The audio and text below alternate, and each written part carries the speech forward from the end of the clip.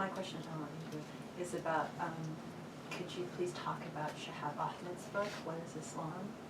Because there are a lot of people who've been interested in creating, study groups and reading groups and things like that, and I think it's held in high esteem as being very relevant to our age and the future of Islam and all this. It's in very positive terms, but I think the reality that we understand is actually quite more insidious and dangerous, and so I would love it if you could talk about that.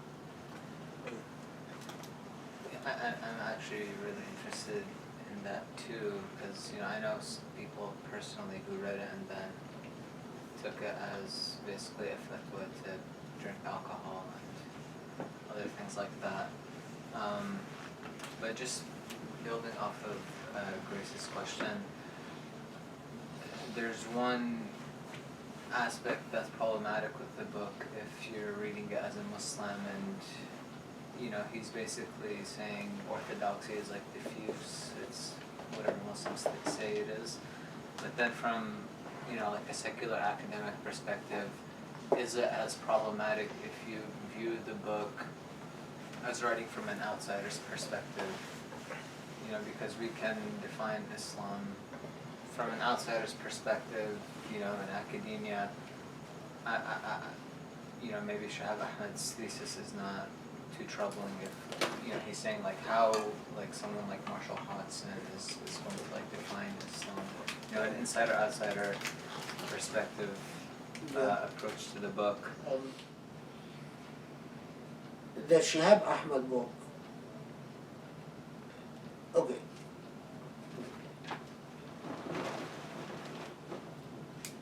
The problem with Shahab Ahmed's discourse and his pedagogy is that he writes this book, what is the title? What is Islam? What is Islam? And he starts out the book by saying that he was somewhere and he was drinking wine and drinking alcohol, and then a non-Muslim asked him, how can you be a Muslim and you drink? And he said, oh, I come from a long tradition of Muslims who drink alcohol. We're very, very proud of the fact that they are a long tradition of Muslims who drink alcohol. But by the way, he's lying because I know his family and he doesn't come from a family that drinks alcohol. And he himself only started drinking alcohol only after he was in graduate school. When he was, before Princeton, when he was a student at American University of Cairo, he didn't drink. So, I mean, it's a false narrative. But anyway, so he starts the discourse as an insider. Now, and that's why it's pedagogically a false move. For some people will say, but wait a minute, but as an outsider, you can't evaluate orthodoxy, because Shihab started the book as an insider and talks about orthodoxy as an insider to the tradition. Now, in many ways, the book is a work of apologetics for his own state of being. Because as an insider, he takes us on this journey in which he says, what is Islam? And he concludes that Islam is there is no orthodoxy to Islam, and there is a multiplicity of orthodoxies to Islam. And that the only orthodoxy he can apparently find is not even the 5 pillars, not even 3 pillars, not even the Shahada, not even the Quran, but simply your identification with the community of Muslims. So in other words, that you consider yourself a part of a team that defines you as Muslim. Now, that of course begs the question of how do you get there? what is the argumentative process by which you take us from you as a Muslim drinking, being orthodox, to there is no orthodoxy, not even the five pillars, not even the Shahada, not even the Quran, but simply a loose sense of identity. He pulls the oldest trick in the book for those who are ignorant, and that is to go to the theological works of the Ghula, various marginal groups, and to go to literature and the imagination of literary expression to demonstrate that Muslims never agreed on anything. Now, there is a serious, as a matter of social history, there's a serious error with that. Every civilization, the fact that Christianity or Judaism produced enormous marginalia. I mean, the fact that there were Christians from the very beginning that considered John the Baptist to be the awaited Messiah and not Jesus, because the death of John the Baptist preceded Jesus and was every bit as traumatic as Jesus, because he was crucified as well. The fact that you have various sectarian movements in Christianity from the beginning that completely denied the Trinity or the divine nature of Jesus and argued that the Son is not equal to the Father or so on. Does this mean that there is no Christianity? Well, Shahab responds to this and says, but Islam is different. Islam is unlike any other. While Judaism, because he deals with the challenge of, well, how about Judaism, the fact that Judaism has a core, has an orthodoxy, that Christianity has an orthodoxy despite the enormous amount of diversity that existed within these traditions, but he tells us that Islam is different. But he doesn't actually explain what is different about Islam. Why is Islam, that what he confuses completely is that he empties Islam out of any normative context. So, a Muslim is equal to Islam, Islam is equal to Muslim. So according to Shahab, is a terrorist he deals with the issue of terrorism, and he says, well, of course, terrorists are Islam, and Islam is terrorism, in the same way that it's not. In other words, whatever Muslims are, because he adopted an anthropological, sociologically committed definition, then he committed himself to whatever Muslims manifest, that is Islam.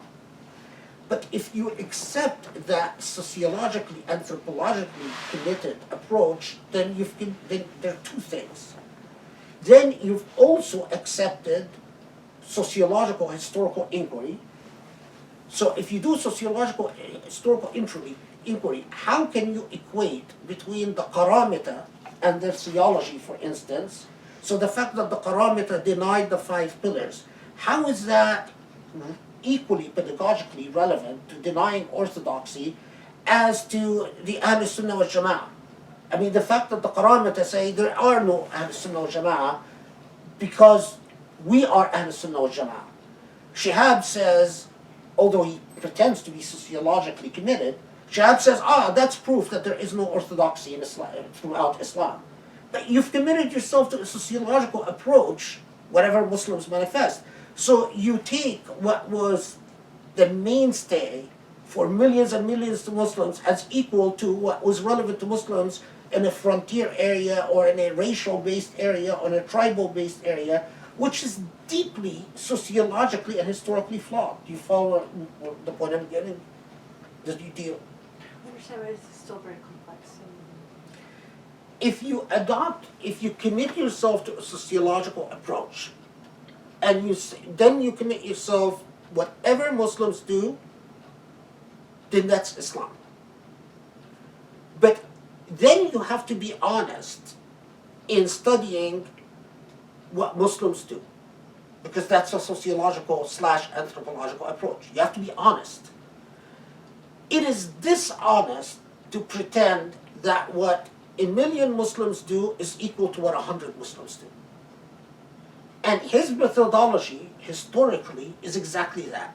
He goes to if 100 Muslims denied the 5 pillars, he says, look, these 100 Muslims denied the 5 pillars, therefore, these million Muslims that affirm the 5 pillars are knocked out. Then this orthodoxy knocks out this orthodoxy. So there is no orthodoxy to Islam. That's sociologically and anthropologically dishonest. Second thing, when he says that Islam is whatever Muslims do, say or do, then that necessarily means he takes out any normative call to the Islamic message. In other words, Islam doesn't have an ethical, moral cause. Islam is just a sociological phenomenon, not a racial phenomenon, not a tribal phenomenon, not a national phenomenon, but a sociological phenomenon. But by definition, any sociological phenomena will reduce itself to a tribal, racial, class, gender phenomena. That's the empirical method of history. That's critical historical studies.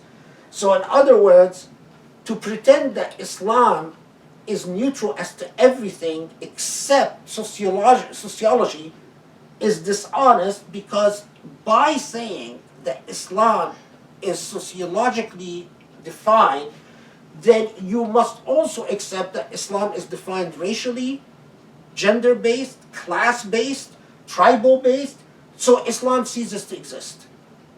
Then you just divide it up according to whatever class manifestation, whatever gender manifestation, whatever racial, whatever particular bias.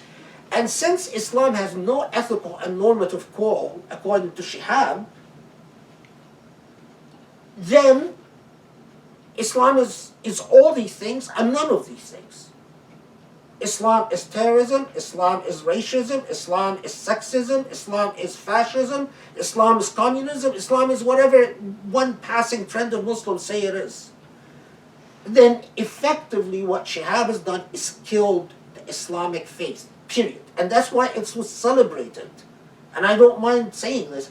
It was celebrated by everyone who hates Islam's guts.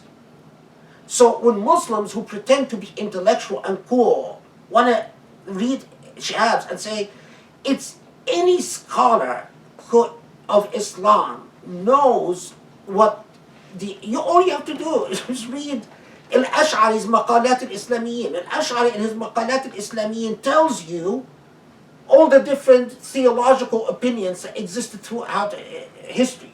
But the difference is that Ash'ari can go over all these statements and then at the end distill what is the mainstream position, what is the position that is consistent with the Quran and the collective sunnah of the Prophet, and say this is the kernel of Islam. The difference between Ash'ari and Shahab is that Shahab goes to Maqalat al-Islamiyyin and say, look, Al-Ash'ari says, some people said there are 5 pillars, some people said there are 3 pillars, some people said there's 1 pillar, some people said that Muhammad is not even a prophet and it is that guy that existed in North Africa, whatever his name was. The difference between Ash'ari and Shahab is Shahab concludes from this is that then it must be that none of these opinions are right and Islam is none of those things. That's abusing historical text. An honest scholar doesn't pick the parts of the text that cater to his whims. An honest scholar represents the entirety of argument to the text. Why is Ash'ari going through all these opinions of schools of thought? What is Ash'ari's point? What Shihab does is abuses the hell out of a text like Al-Ash'ari by abusing the Ash'ari's review of differences of opinion and then making it sound that all of them are equal to each other. You want to compare the position of those who said there are 5 pillars to the Islamic faith, which is cumulatively what Muslims have said, Sunnah and Shia and Ibadi and Zaydis and even Ismailis and so on, century after century, generation after generation, millions, to what some marginal group said in the 4th or 3rd century Hijrah, is in the mountains of the Berber, in a group that produced a few texts and died off. That, and you will call that intellectual honesty, and that's what a good scholar is. The other thing that Shahab does is that he goes to literature and he picks from literature, for instance, the poetry of Abu Nawas, and he picks from the poetry of Abu Nawas descriptions of the joys of wine and alcohol, or accusations by some Sunni fanatics that Ali used to get drunk, or accusations by some Shi'i scholars that Abu Bakr used to get drunk. And he says, look, here, that means it must be that alcohol is as equally orthodox to no alcohol. That's good scholarship. You went to sectarian literature that is sectarian motivated, that was part of an intense conflict in which the political powers came in and ordered that Ali be cursed from minarets, or that Abu Bakr be cursed in whatever, and then you co-opted that to your need to justify alcohol consumption. What Shahab says is that it's because Islamic law had an elitist privileged position throughout history, and there's no reason for it to have that elitist privilege. That's a corruption of Islam. So when Allah says وَجَعَلْنَا لَكُمْ شَرْعَةً وَمَنْهَجًا فَاتَّبِعَهُ. Allah says we give you a Sharia and we give you a minhaj, so you follow it. You read this and you say, and which Shahab does ultimately argue, well, Muslims should get used to the fact that the Quran is A, not as authentic as they think, B, that even if it's authentic, it's not as relevant to their life as in other words, it's outdated. And you want to call that scholarship? That's an ideological position. That's not a scholarly position. That's your opinion because you don't like the Quran. Because you lost your faith and you don't want to believe in the Quran anymore. That's your business. But don't present it as scholarship. And so that is the thing that amazes me, is that, so you want to read the Quran saying, we gave you shar'atan wa minhaja, we gave you sharia and a methodology and minhaj. And you say, well, that doesn't mean anything. It just means whatever Muslims do is Islam. How? How? You don't want to give the text of the Quran meaning, that's your business. But don't present it as scholarship. And so now, we had a job talk in which this professor came, was not a Muslim. And he said, well, in Islamic law, it says that Zimmis have an inferior status to Muslims. But I read the poetry of Ibn Abdul Barr. Ibn Abdul Barr had a poetry verse in which he says that I have Jewish neighbors who I love as much as I love my Muslim brothers. So maybe we should stop privileging Islamic law as a source of history and start looking to poetry as an equally valid source of history. And you know what? I completely agree with him. Because the difference is, he's talking about history as a source of history, as opposed to Shihab, who's talking about theology. The difference is that non-Muslim guy, who's going to be a professor at UCLA, so I don't want to mention his name, is saying, how do I look for the historical reality? I am not attempting a normative definition of Islam. If Shihab would have started his book by saying, people, I lost my faith. and I no longer care about what God wants. And I don't believe in the Quran. And so I am going to tell you what I think Islam is, and ultimately I am convinced it's basically whatever Muslims do, because as someone who lost his faith, I cannot take a stand as to which is among what the various claims of Muslims is Islam. I would have respected that. But what I didn't respect is that he insists on his identity as a Muslim without faith. So he reduces Islam to what he wants to feel he's a Muslim. He wants, because he cares about what happens to fellow Muslims. So he ends up arguing that this must be Islam. And his proof is, look, different Muslims said different things. You know, that same trick has been used by everyone that has wanted to do anything haram since history. Well, you know, everyone does it. That's the most lame excuse. And so when I was shocked that, and I'm still shocked, that people who think they're intellectual, you still impressed by everyone does it? Just the fact that you can produce diversity of opinion is equal, pluralism is equal no meaning. Just because there are multiplicity of views, that means there is no objective truth, no claim to even objectivity. What philosophy have you read? You're actually affirmatively unintelligent. And the fact that that book was even published by Princeton is a shame. Because when I was asked to review it, and back then Shahab was not sick, and obviously had not died, and he had come up for tenure at Harvard, out of decency for a former friend, I told Harvard I'm not going to review it because it is infantile. Any idiot could have collected different opinions from here and there, but it is the ignorance of these little kids who are beginning the journey of scholarship, but they're ignorant. So they're impressed. They read, oh wow, look, all these opinions, diversity equal to no meaning. Can you imagine if that's the way we approached American law?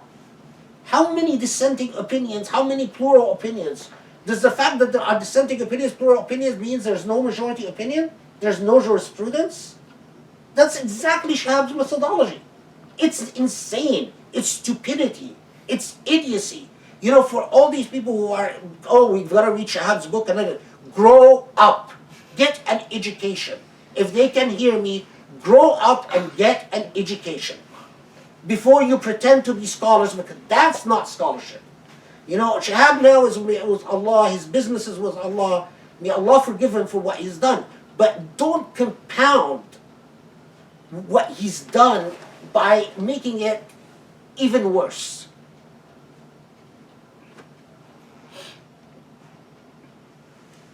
Just stop here.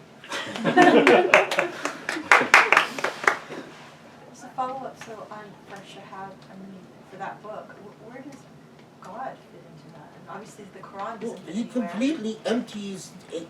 God is a completely contingent on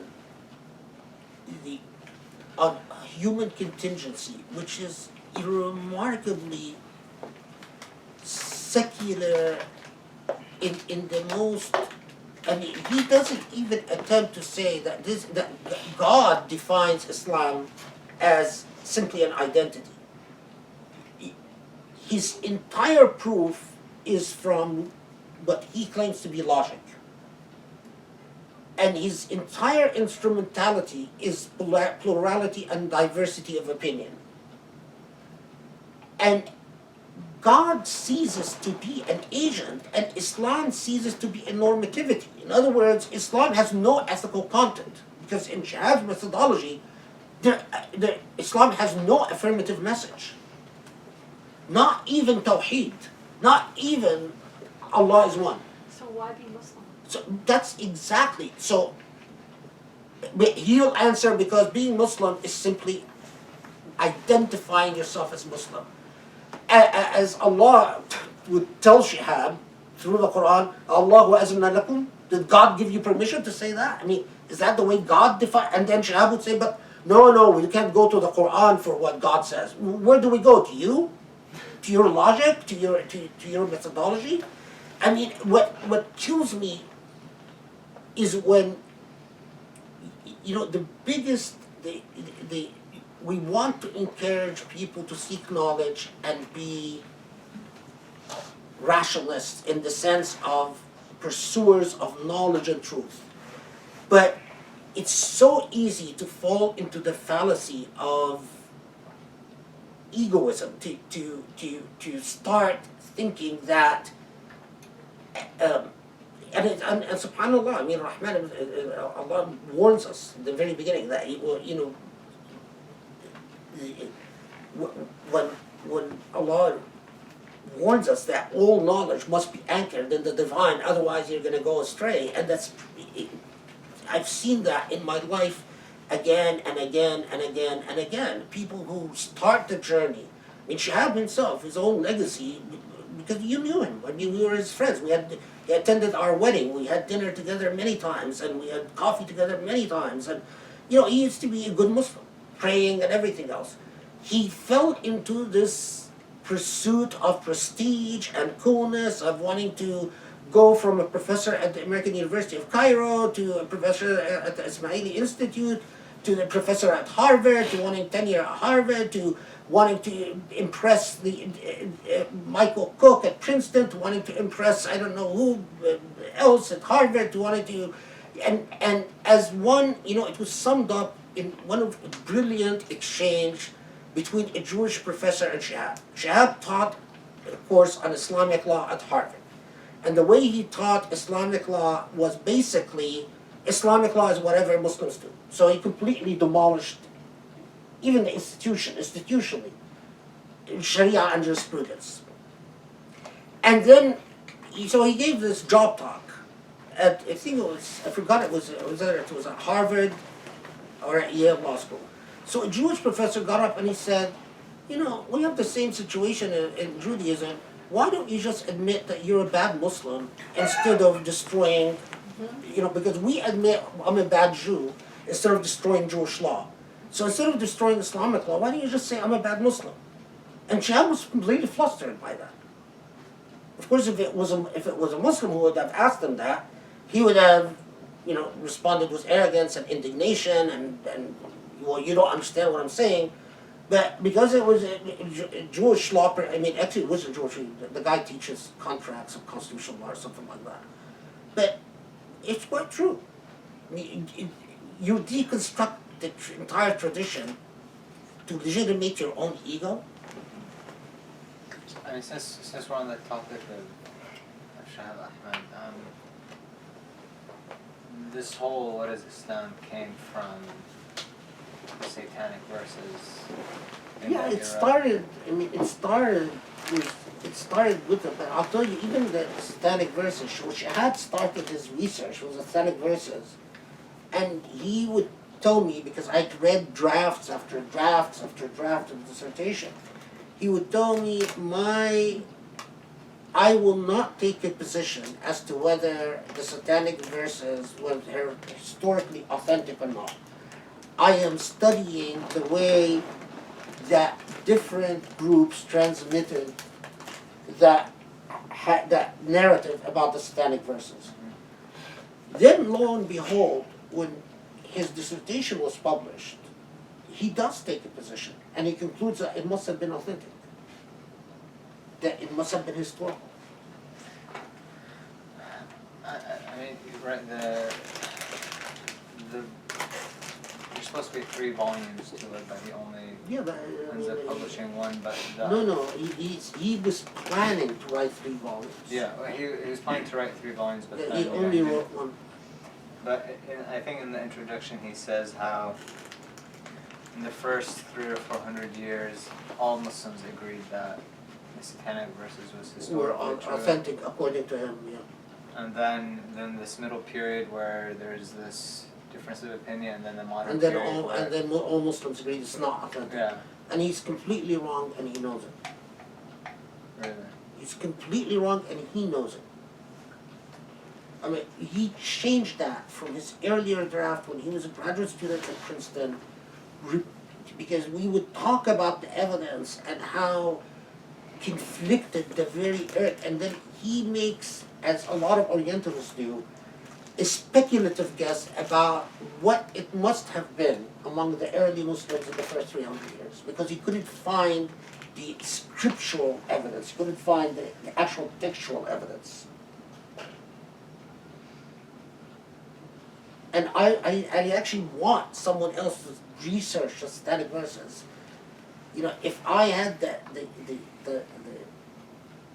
want to do a million things, I would have done it, because he knows he's not being authentic, that he's taking, like Calder when he writes about studies in Islamic jurisprudence, and he does this interpretive thing with the text where he says, well, it must be that, you know, Muwatta was written after Sahnun and things like that.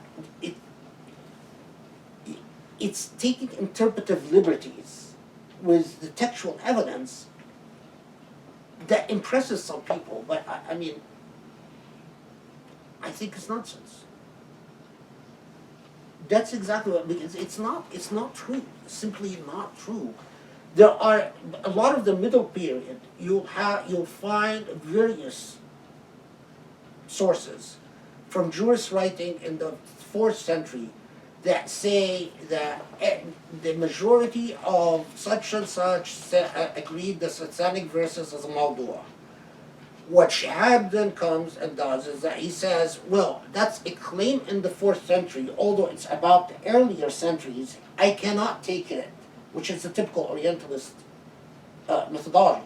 I cannot take it as to the truth of the first 3 centuries, I just will take it as to the truth of the 4th century. And he does that consistently. So then the question is, well, then how do you know what the truth of the first 3 centuries are? He says, well, I studied the reports in which what I define as the Satanic Verses occurs. Well, but there are no counter reports. You're only focusing on the reports, and the way you define the Satanic Verses is not the entire riwayah, but he takes the what do you call it, the trunk, the trunk of the narration. And so wherever he finds the trunk of the riwayah, he says, I have found it. Right? So there's other stories of the revelation of Surah al-Najm that completely omit the Satanic Verses incident that he doesn't include in as... Including, okay, what does Surah al say about the Satanic Verses? Nothing. Doesn't narrate the story at all. Shahab says, that's just an oddity.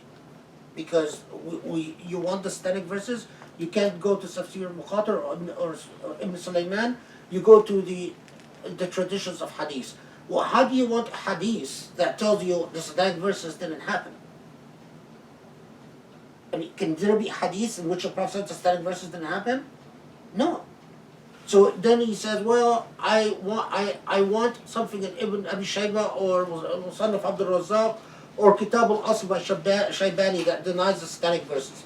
Then he goes through Kitab al-Asl by Shaybani, doesn't find any mention of the Satanic Verses. He says, well, that's not relevant. How? There are many methodological flaws. I mean, my sense is that he got to a point where he was determined. It's like he reached a conclusion and then he reasoned backwards. And that is what I find extremely frustrating. When I can attest that when he was a graduate student and we were both at Princeton and was reading the drafts, he was doing it the right way.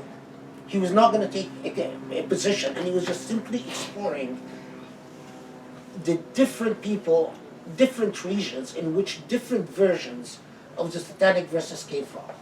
And it was basically a regional study in Hadith. That there's a Kufi school, there's a Basri school, there's a Yemeni school, there's and so on and so forth, and understanding how Hadith moves within these regional centers. Then it suddenly became an ideological book in which he builds upon it his argument about what is Islam, and so he needs to lay the foundation for his Ayat al-Shaytaniyah, and which intermixed with his own personal life, in which he gets divorced and he loses his faith, and I mean, it's tragedy. But I mean, that's also the allure and falseness of scholarship. Their scholars are human beings. They don't reason like computers. They're very much affected by their context and their circumstances.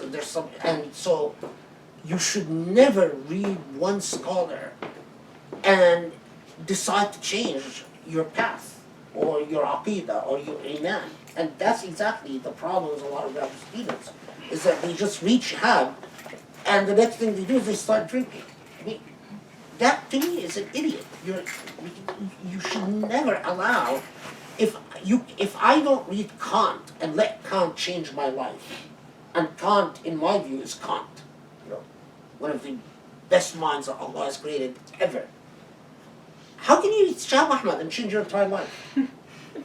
And Kant is Kant. I mean, one of the greatest intellects that the world has ever known. You can't even, or Hegel would be another one, because he's so intense philosophically that you can't even understand the layers of meaning that Hegel has. And even reading him, it doesn't make you change your life.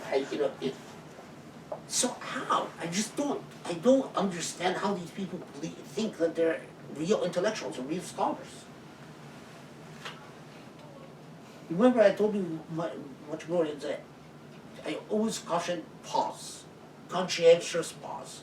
You get confused, because I know so many graduate students have just been, they read Patricia Crone. I mean, before Shahab there was Patricia Crone. I used to know so many graduates, they read Patricia Crone and that's it. One book.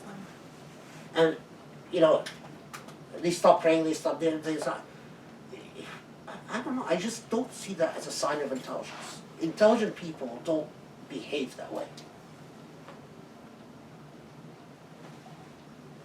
Allah. Thank you, alhamdulillah. Purely from, a historian. Because, I mean, the second part of the book is attacking, people like Hodgson or, other historians, and, I mean, obviously he takes a few jabs at you and Muhammad Fadl, but he's in White Halaqa, and he's arguing that these historians are, because what Marshall Hassan does is he says, okay, well, the way of the fuqaha, he'll use the label Islamic for it. Yeah, he'll say, these practices are non-Islamic. And what Shahab Ahmed is trying... But that's the thing, is that if Shahab Ahmed disassociated as a Muslim and wrote as a historian, I might have far less. I mean, the problem is that he takes, when he does his critique of Hodgson, he combines a lot of valid historical criticism or criticism of his historical method, historiography. By the way, and I think The Venture of Islam is a far better book than Shahab Ahmed would have ever hoped to be. But that's beside but he combines it with criticisms of me and Muhammad Fadl, and so it's as if, and that's where the sort of the hodgepodge comes in, that you're mixing everything. It's one thing to say a non-Muslim does not have a right to define orthodoxy, to refer to orthodoxy without clearly defining its parameters. That's one thing. But it's quite another to dilute normatively an entire tradition and claim you're defining Islam. Was the I can't remember, but was the work that he critiques you for, are those articles that you're writing from a normative perspective, or just... He critiques normative, And I mean, that would be the problem. and his critique, clearly he didn't read my work. Clearly he didn't read my work. And sadly, that is the problem with a lot of it. It's the intellectual dishonesty that he had stooped to. He says that I refer to the 5 pillars of Islam in the Great Theft, and the Great Theft is written for a lay reader, and he says, look at Shahab Ahmed, respected scholar, and he starts out his book by saying 5 pillars of Islam. Well, there's a guy who wrote a chapter in Progressive Muslims volumes who said there are 3 pillars of Islam, and he was an Ismaili guy, without telling the reader that he's referring to the Great Theft, and he's referring to an Ismaili fellow writing about his faith in Progressive Muslims volume. In both normative works, both having pedagogically having very different purposes, and he just slams them both together with the conclusion it must be that Islam has no pillars. Khalid says 5, this Ismaili guy in Progressive Islam says 3, conclusion, Islam has no pillars. And people are impressed by that?